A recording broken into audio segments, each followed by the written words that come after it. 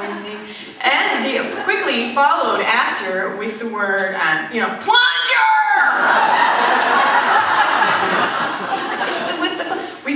We bought one for every toilet, so we stopped. Plungers everywhere. I mean, we needed more fiber in our diet. Apparently some brand muffins or something.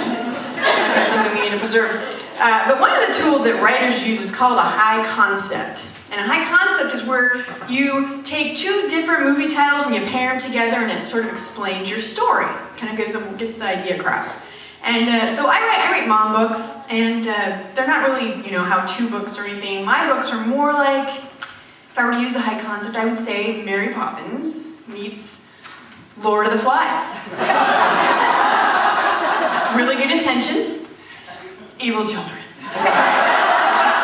That's kind of where they're coming from. And the nice thing about the high concept is it works really well in lots of different situations. And I could give you some great examples.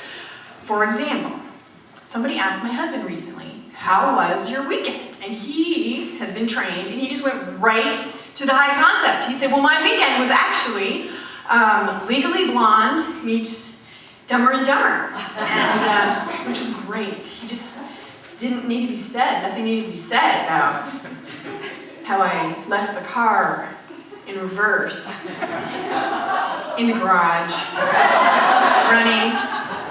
And then how I got out and left the door open. Then how the car, ripped the door off.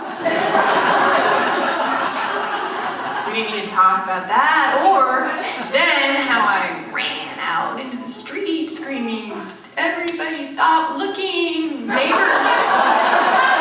Go back to your lives.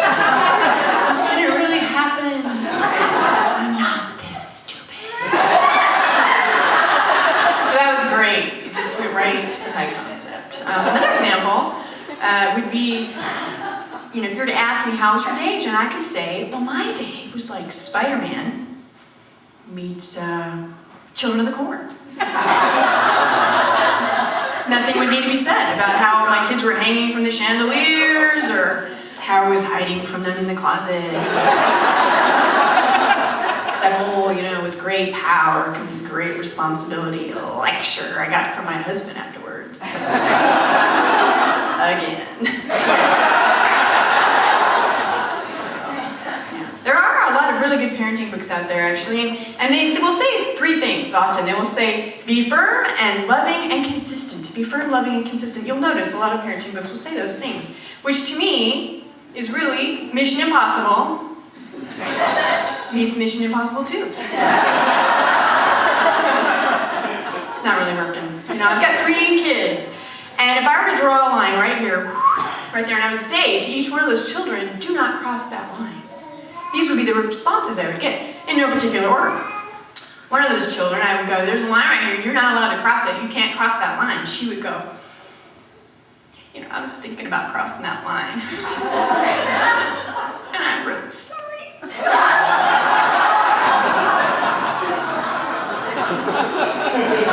You're a really bad daughter. Can we pray?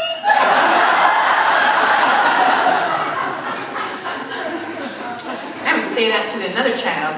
And I would draw that line, and I'd say, you are not allowed to cross that line right there. You cannot cross that line. And he'd go, well, who made you like the line boss? What do you mean? The inside of the line or the out? What does the word line really mean anyway? I have one son. I won't tell you which child said that way. It was a he. And then I have another child, and I would tell her, okay, here's the thing. There's this line right here. You cannot cross that line. And she would go, that's a beautiful line. There is the line. I'm going to draw a picture of the line and try to poem about the line.